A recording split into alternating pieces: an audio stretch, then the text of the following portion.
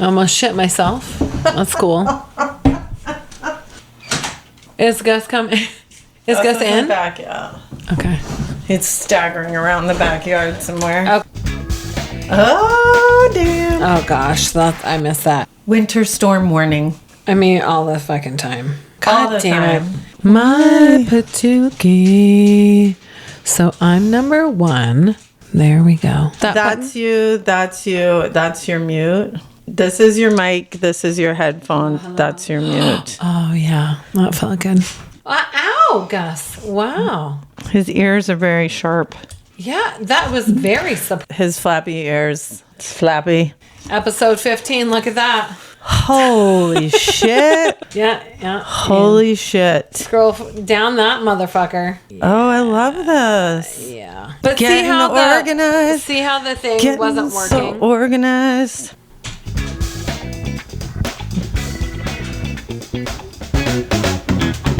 There we go. I wanted it up a little bit more. All right, so we both have episode 15 in front of us. Do we just want to do this? Let's have a podcast. Okay, let's have a podcast.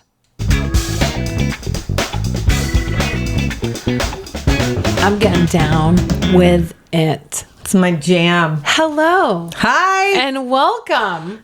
Welcome back to Flood Femmes. Flood Femmes. I don't know if you noticed this, Molly, but when I braided my hair today, You missed a huge hunk. I missed a huge chunk, and I decided not to redo my hair because I'm saying you can't control me, right? This piece, you can't control me. Are you sure you didn't just want to have a rat tail?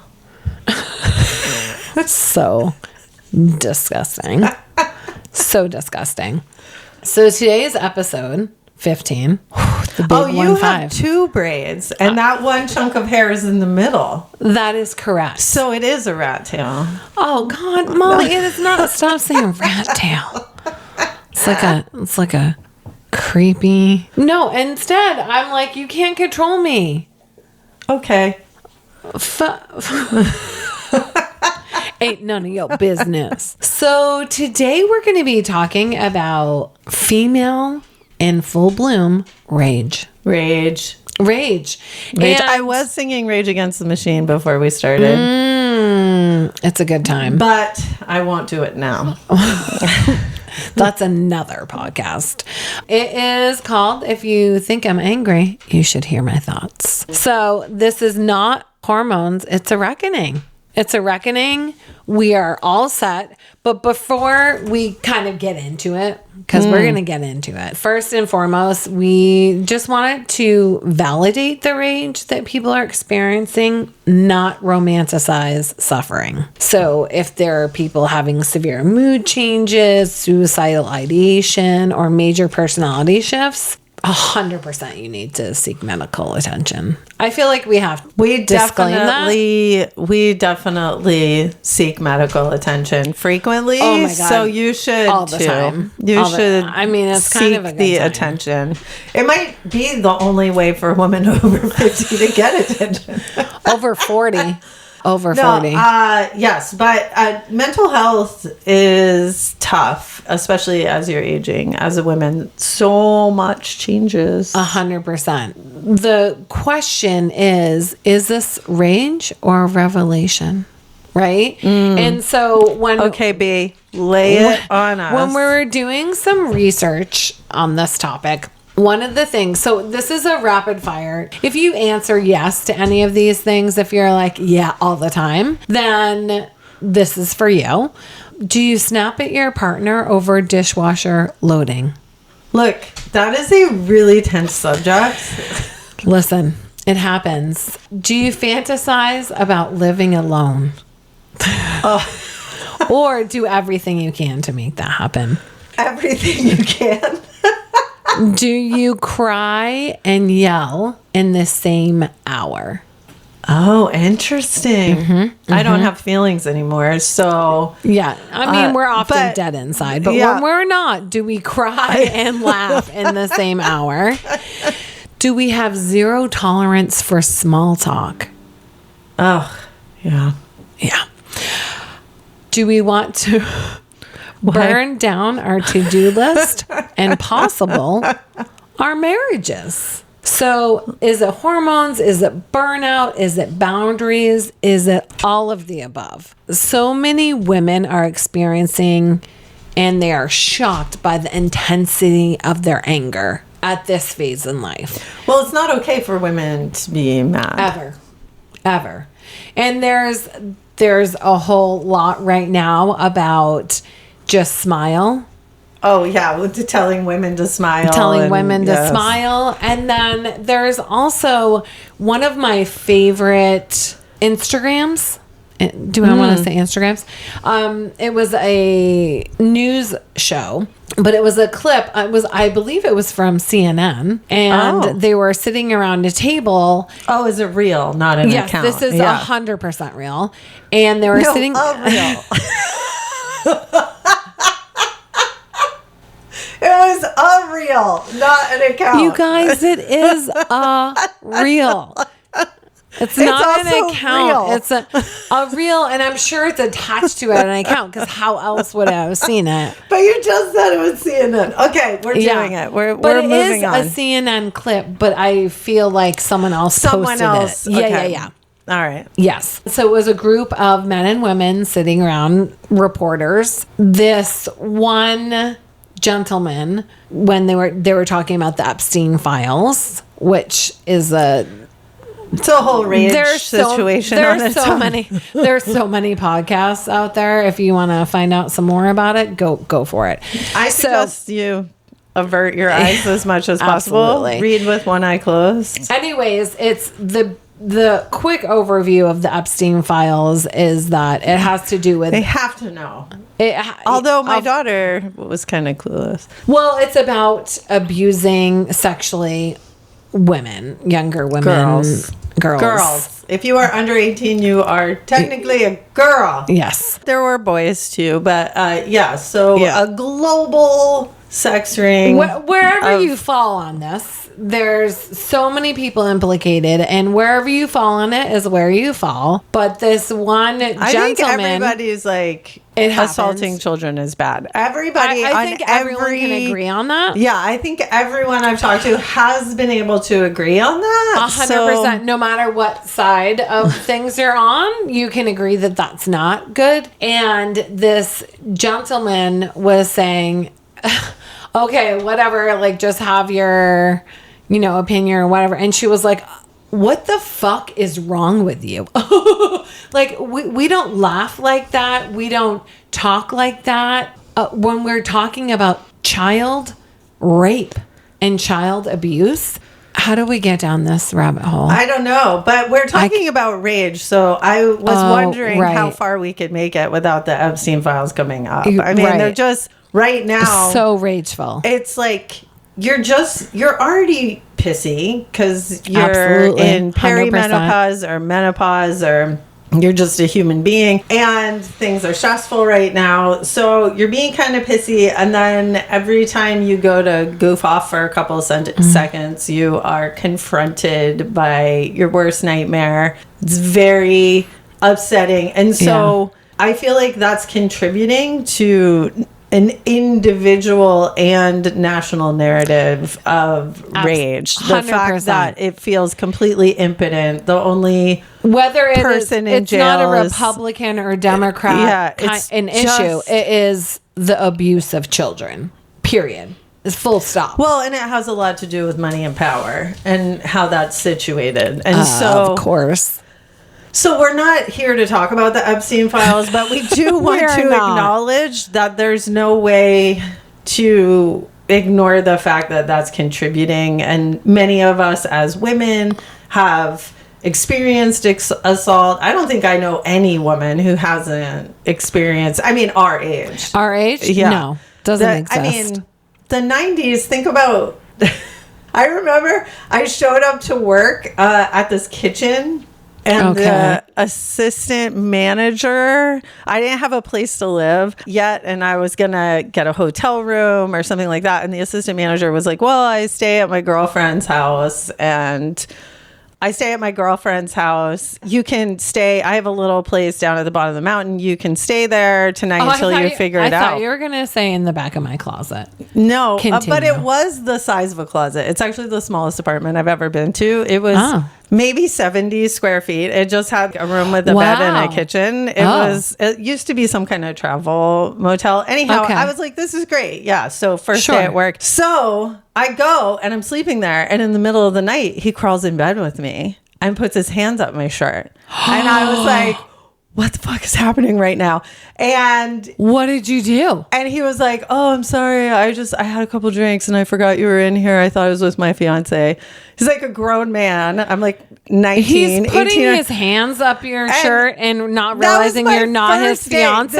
This is what the 90s was like. And then the next day, I just had to go to work. So he got up and left that night after I was like, what the fuck are you doing? And he got up and left, thank goodness. And then I had to work with him the rest of the year. Yeah. And I'm like, oh, cool. Okay. And I told my boss, I was like, yeah, that fucker came in and put his hands on my shirt in the middle of the night. And everybody was like, oh my God, that's hilarious. And then, I mean, the 90s was a trip, man. Such a trip. I got roofied and I woke up naked in the middle of a breakfast and not one person woke me up. They just left me asleep on the couch. If I was There were children present. I would have woken you up. There were children present. It was a summer camp. And I had no memory of what's happening. I just woke up in a room full of people getting their breakfast. And I had no recollection and I was naked.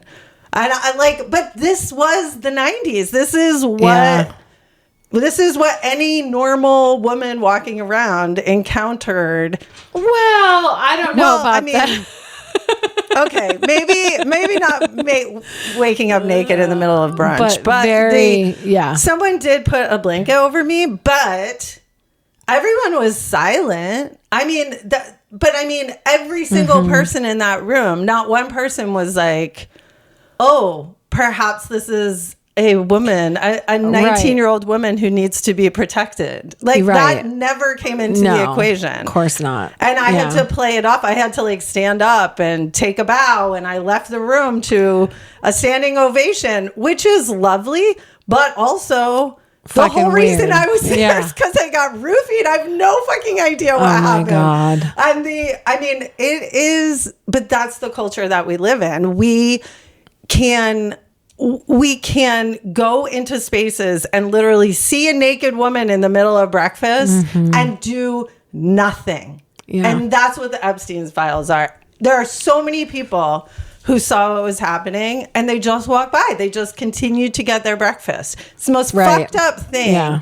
And so for women who have lived with their bosses, into everything. With all of this in their own histories, when you encounter this, when you're a mother and you see these pictures of children, I mean, that contributes to where you are. So, and you were already pissy. Yes. And so we're not going to talk about this anymore, but I just want to point out that that's contributing to everything that women are mad about right now. Well, I mean, I do feel like the world is a little bit of a dumpster fire right now. It does come up in common conversation. I think in general, the role of women is to completely be devaluated, and we're all getting to the point, I think, and this is where it comes into questions, right? Is that midlife, which is what we're in full bloom, often coincides with aging parents, teenagers, long marriages, new marriages, career plateaus, labor overload. And then you add, so it's hormones and content, right? So it's this dramatic change in hormones, which has happened before when we were pubertying. And now we're living with puberting, and so everyone's puberting. Our children are puberting. My poor husband doesn't even want to walk in the house. Men are totally puberting, whether they admit it or not, all the time. And so I think that what happens is that good girl hormone that we all have shifts. Right? And we get to the point that the repression of the desire to please other people So I'm going to have Molly talk a little bit about, it's no longer just hormones and content. So what you're dealing with on the outside, it's inside too, right? So we're not just dealing with all the things around us. There are 3 stages. We'll each touch on them, but one is fawn, which is Molly will talk about because she did some serious research on that about people pleasing. Flight, which is overachieving, which I might know a thing or two about. Freeze, which is emotional suppression. Hey, high five there, my little flawed friend. We both know about. And in perimenopause, it shifts into fight.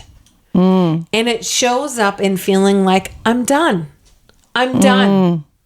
And it's threatening that belonging that we no longer give a shit about. So I'm no longer trying to fit to be a square box in this round hole. I am now just doing my own fucking thing. So fawning, what is some of your stuff, Molly, that you have found about people pleasing?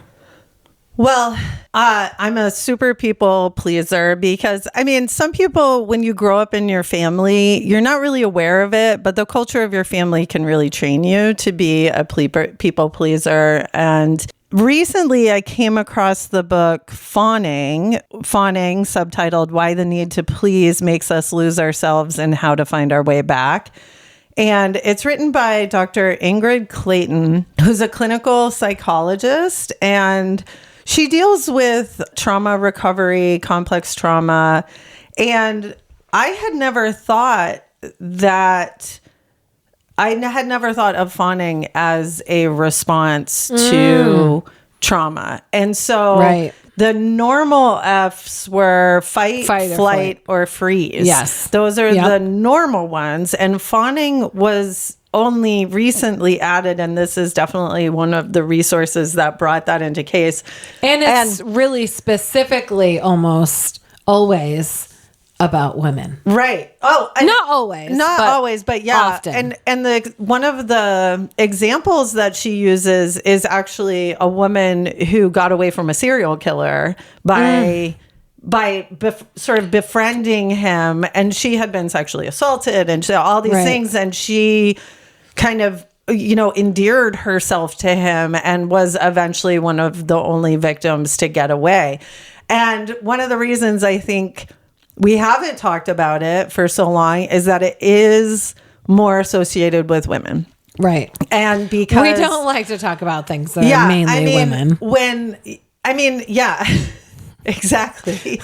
No one gives a shit. But I think the people who wrote the book were mostly men, and fawning as a response to keep yourself safe. I mean, this is a way of people who are a danger to you, you just offer them love. And I use the word danger really loosely. This could be, someone who's just sort of verbally taking you down all the time, those types of things. And so you try to keep them happy so that they don't deteriorate and take you down. But what she pointed out that was so interesting to me is that it is a type of manipulation. 100%. What? Yeah. That it is a way of manipulating people. And I thought, would you give us an example, Molly? I'm a master manipulator. Yeah. I mean, think about it even with a child, right? Who's really angry at you and is acting terrible, and you suddenly stop yourself and you approach it another way where you're befriending them in order to get them to do what you want, is needed. Right? Yeah. So get in the car. I don't want to get in the car. You might try and pick them up and put them in the car, and they're physically fighting you. That that's not working, and so you put them down and you say hey, do you want your iPad? Yes. Do you know some of my favorite people love to be in the car, and you are manipulating them to essentially do what you want, which is to stop fighting you, stop picking on you, stop whatever it is. So that's so strange to me that it feels really something you would do if you were weak, but it's such a powerful manipulation tool. Absolutely. And I was really uncomfortable with that when I read it. And because I had not identified myself as being someone who is manipulative. And well, that's such a loaded word, right? It's such a loaded word. And it also implies intent, I think. And so I know for myself is that I try and acknowledge intent as well.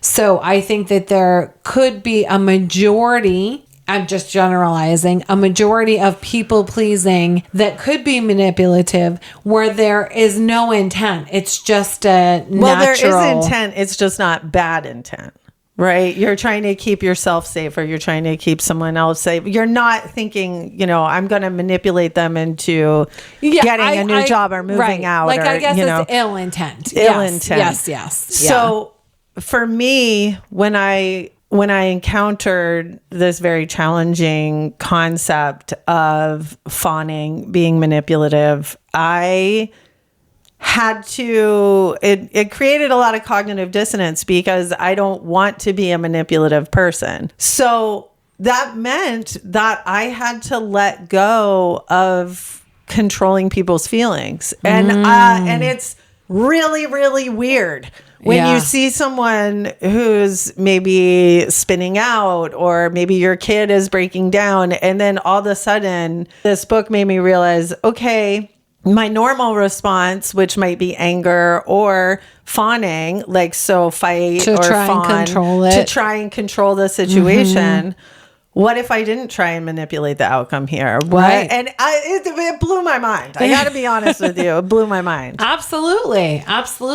Well, and there's so much, I think, there's also this overachieving, which also can be a form of manipulation. So I'm just going to keep you happy by doing more than, which I am the queen of overachieving. Oh, yeah. And so I definitely, perimenopause shifts everything into a fight, that rage that threatens the belonging.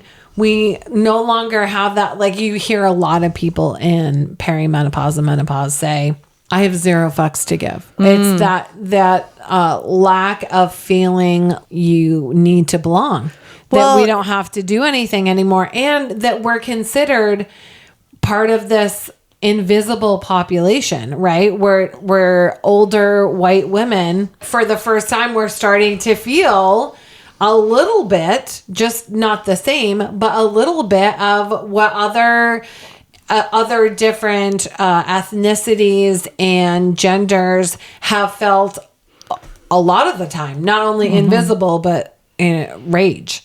And so And I think mentioning ethnicity is a little bit of a loaded word, because there are different perceptions of, like, there is this persona of like the strong Black woman. And so that, which might be what you're referencing, I think. Yes.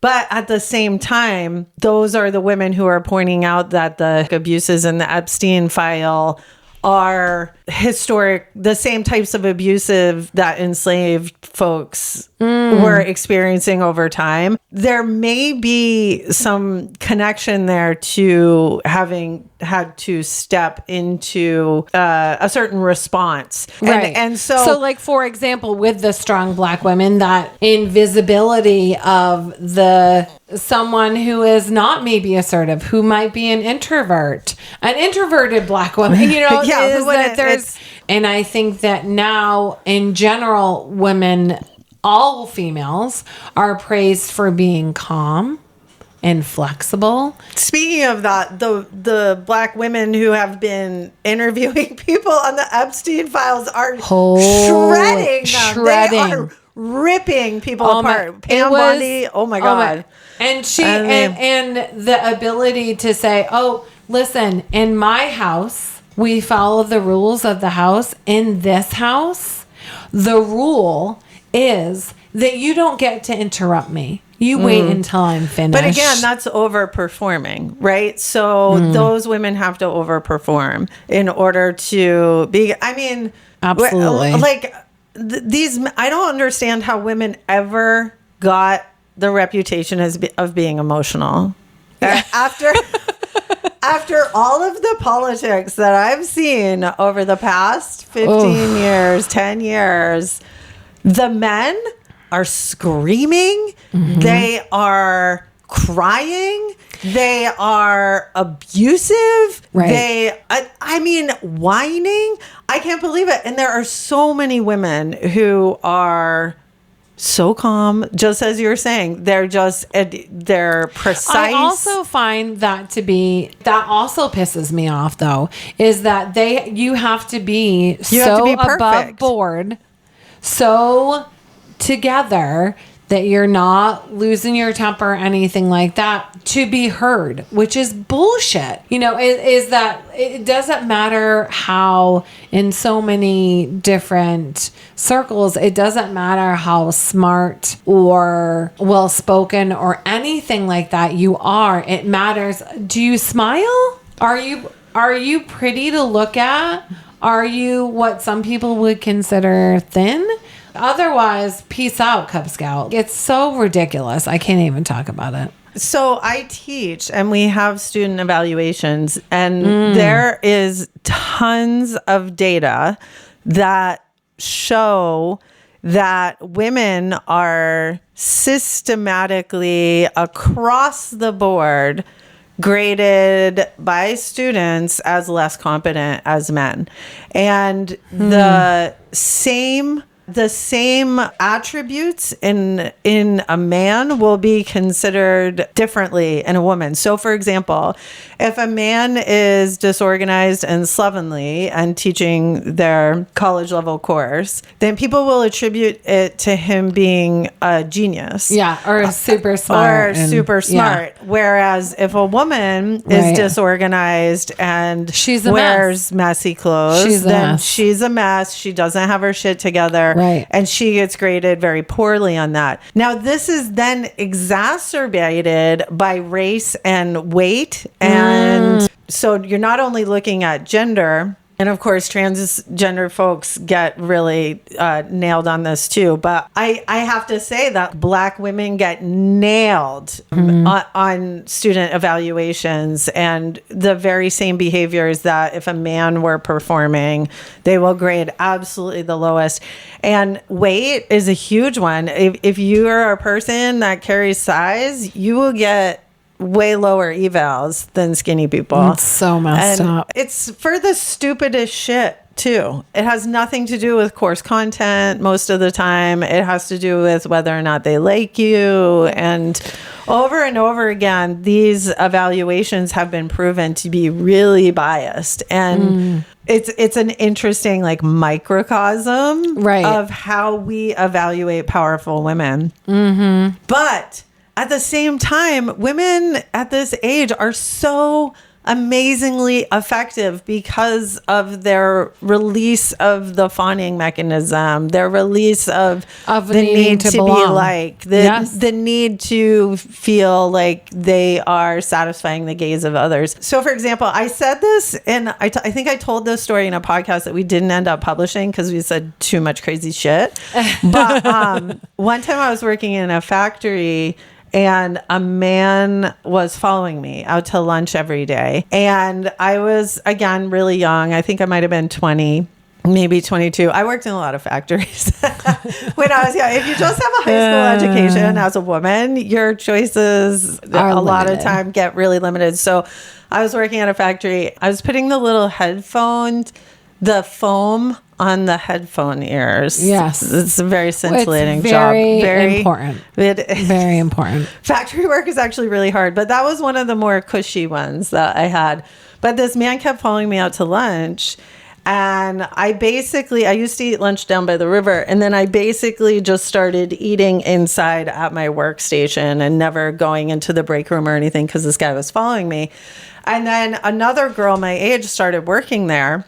And he started following her around, and she mentioned it to one of the older women who was working there. The women, the 50-year-old set, started watching him, and one of them walked into the break room, and he was putting his dick away and zipping up his pants. Gross. And And those women, he was fired within the hour. Yeah. They banded together. They got up. They were like, he's harassing women. And I heard them talking, and I was like, yeah, that's why I eat inside now is because he was swallowing me. They got that guy fired so fucking fast. And I put up with it for at least a month. I let that dude follow me around. I let that, and I remember being like, wow, I wish I was like these women who just immediately have that called the fearlessness. behavior, recognized the behavior, called out the behavior, went to the boss, demanded accountability. And I remember being so stunned by that and admiring them so much, and also recognizing that there was this huge gap between where I was as a young woman and where they were as, you know, fully adult women. Yeah, in full bloom. They were in full bloom, and I was not. Absolutely. Well, being a woman in full bloom is not the rage that we feel, is not this random thing, right? It's actually neurologically real. So this isn't a theory that we're in perimenopause and menopause and we're mad. This has scientific proof. So estrogen fluctuation affects your serotonin and dopamine dramatically. Progesterone decline reduces GABA medicated calm. I was going to say that. No, I don't know what that means. What that means is progesterone, with the complete decline that you go through, you don't feel as calm. You know, we might get there with a glass of wine or taking a deep breath. All these different things. Progesterone, since it's leaving the body, absolutely reduces the calm. Increased stress sensitivity based on access. Well, it's interesting because progesterone is one of the ones that folks like us and folks who have had cancer treatment, that's one of the ones that you don't run into any of the complications if you supplement progesterone, right? Right. Yeah. So, for example, I started taking a progesterone pill before bed, and I sleep all night, every night. And I accidentally forgot. I ran out because, you know, it's hard to remember things. And I ran out, and I was immediately bitchy 2 days after running out. I was much bitchier. It's like having a little bit of a weighted blanket on you. A little bit, just a little bit of calm, and that psychological stress from everything that we talked about before that happens in midlife. Hormones don't create resentment from nothing. They amplify what has already been there. Oh, interesting. I'm going to say that again because this was a mic drop moment for me, is that hormones don't create resentment out of nothing. They amplify what's already been tolerated. So all the things that were in our lives and real before are still there. And we are just getting to the point where people are like zero fucks given. One of there's a couple, I did some research on different ways that you could process rage because wow. I'm really glad you did that because there's a lot of we need to be processing. We need to be processing everything. Yeah, we can't just do this. So, one of the things is Instagram follow that really people should do is Boss Women Magic. So put spaces in between Boss Women and Magic. And one of the many posts that she did is called The Word of the Day, and it's shrinkopathy. It's when around 40 you become allergic to anything that asks you to shrink and become smaller then. And also right now I'm listening to a book about 4 older women called The Coffee Shop Detectives. It's on Audible. That sounds amazing. I ran out of credits, so I would like to be a coffee shop detective. As would I. And so it's a group of 4 women in full bloom, and one of their ex-husbands, he had became an ex after this was just one of the many things. But he called the group a group of crones, which I didn't know what it meant. But crones is a derogatory. Is derogatory as so the first definition in the dictionary is a wrinkled or stooped old woman. But actually, if you read to the second definition that they ended up embracing, is an old woman who is regarded as having magic, powers, or wisdom. So, well, that's one of the three. So if you're like Wiccan or pagan or any of those, it's maiden, mother, and crone, and they all have their own unique powers and abilities. It's so cool. So let's bring on the crone. We're a bunch of crones. Yeah. So ways that you can kind of express your rage without harming other people or yourself is I personally. So that's going to be our like review. Mm-hmm. So for me, I love to play music, like really angry music, in my car on 1,000, like so loud. Oh, one of my favorite ones is by NF. It's Hope. That song just makes you you can rub my head. It's a good vibe. And so I blare that and listen to it in my car and scream as loud as I possibly can. I also have done, which some people are not going to really feel this one, but sometimes, unfortunately for me, the only thing that works is running. So I remember, during the Breonna Taylor everything, I was on Instagram quite a bit. I came across an opinion that I found really rage inducing, and my husband encouraged me to get off all social media, and I went for a run for the first time in years, many years. And there was something about running for me that allowed me to release that energy, that anger, that rage in a different way than I've ever been able to before. And let me clarify. When I say running, I mean a 12 to 14 minute mile. We're not talking, for me, it's running. For other people, I mean, whatever. I don't really give a fuck what you think. So for me, it's maybe looks a little bit different than it does for you. And then I can remember just a couple weeks ago, and it was a balmy like 3 degrees here in New England. My husband did something that made me angry. Again, it was a reaction that should have been maybe a 2 or a 3, but in my body, it was an 8. And I went running outside in 3 degrees.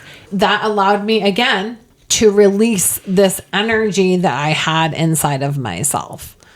So what about you, Molly? What's one of your favorite ways to release anger? Well, I do have to say that I did do a rage room, which was really fun, where I've actually done twice now a rage room, and 2 of them were breaking things, and one of them was like painting stuff, balloons filled with paint and things like that. Ooh. And I do have to say, if you do go to a rage room where you're breaking stuff, wear a mask, because I did find that my throat was a little sore afterwards. They give you eye protection, but I think it's not always face protection. So keep that in mind. That's my one recommendation. Openings. But it was really satisfying. Okay. And also, you didn't have to clean it up. I mean, if you get pissy and you break something in your house, like, you have to clean it up. And you've broken one of your items. You've broken one of your items. Yeah. And I have to say, I've definitely had a partner who broke some items, and it was very aggravating if I needed that item, and I would be very upset if the item was broken. And it also costs you money. So there's something really fun about a rage room. It's not, it's price prohibitive, But if you do get the opportunity, it is a fun little trip to take. And It's pretty fun to do. yeah, the painting is cheaper, but it's not quite as satisfying. But you can like make a painting. But it's not, I don't think I would. But, put, I mean, I've you're done like- that with my daughter. It's not quite the same as breaking things. It's really not. Although I do have to say there was a glass that I really liked, and I thought about just putting it in my pocket and not breaking it and just bringing it home. I mean, we have too much stuff anyway, so we should break some of it.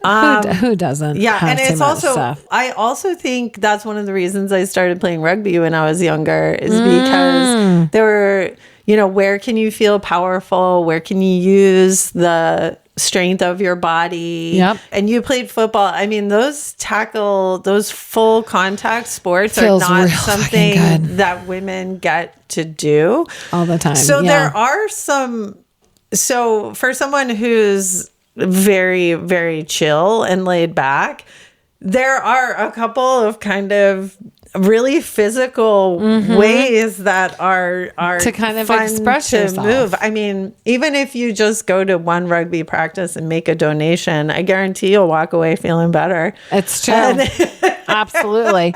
Well, and one of the other things that I did, so when researching this, one of the things that I found really interesting was that you can also do somatic shaking, which is consciously shaking your body. I have done this. So that it helps move the physical energy of rage. It's similar to a natural stress response. I've actually started using vibration plate with my pubertying daughter, where if she's really upset, I'll have her go on just go sit on the vibration plate just to kind of shake up whatever's happening in your body. And It's fascinating. And then I started doing it because Yeah. there's something, I think that somatic shaking, a vibration plate, a rebounder, or even dancing does the same thing. Just moving your body and moving that energy and that rage out, I think can take a million different forms, but it's really quite phenomenal. I think just acknowledging that you even have a body and that it has needs and that it's not just there for people to look at. I mean, this is something where you're paying attention to the signals in your body, which I'm not great at, but it's saying, oh, I feel this energy blockage. I feel this powerful feeling moving through me and I need to attend to it. And that's self-care and that's attending to myself. I love those methods of moving. Of course, I do breathing, especially in the moment. That's a really common meditation, yoga, all that kind of stuff I think is really amazing. And then I think for myself, I have found that I have to acknowledge my rage and walk through it. If I keep pushing it down, I am going to fucking explode.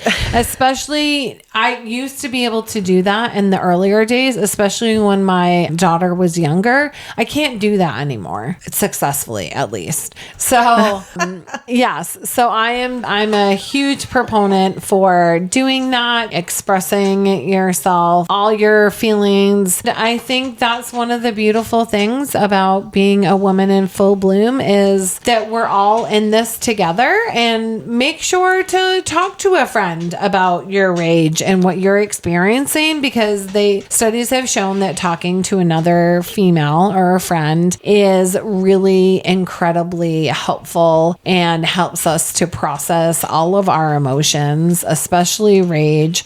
Just make sure that it is another woman in full bloom who can appreciate and allow you to experience your rage instead of just kind of negating it or letting it go. I had one other thing I wanted to mention, and I hope I do okay with her name. There is sort of a philosopher, spiritual leader person named Anna Murti Gurama, who I've only read their stuff. I've never heard her name out loud or anything, but she taught that when you're in your head and you see yourself losing your temper or spinning out, you are losing your temper, but there's also a side of you that's observing that. And so what you mentioned about observing, that you need to acknowledge that the anger is there. Right. She emphasizes you are really that non-judgmental observer who is the culmination of all your experiences, and that is the wise one. Whereas this angry self, you can see it, but you don't necessarily have to be it. You don't have to identify that as you. It's just that it can go through you. Yes, exactly. It's a part of so you. it moves through, and you don't have to. She kind of talks about it that's kind of a reflected self, and that's not so much necessarily meaning that's your true self. So if you are losing your temper a lot, I think it's important to acknowledge that that's not who you are. Correct. And it's you just something you're can expressing. lose your temper and still be a good person. We're just learning how to deal with rage in a whole new way as we enter our life in full bloom. Oh, and isn't it a great thing? A great thing. Oh, and then you can also, I forgot to mention, one of my other favorite things is writing.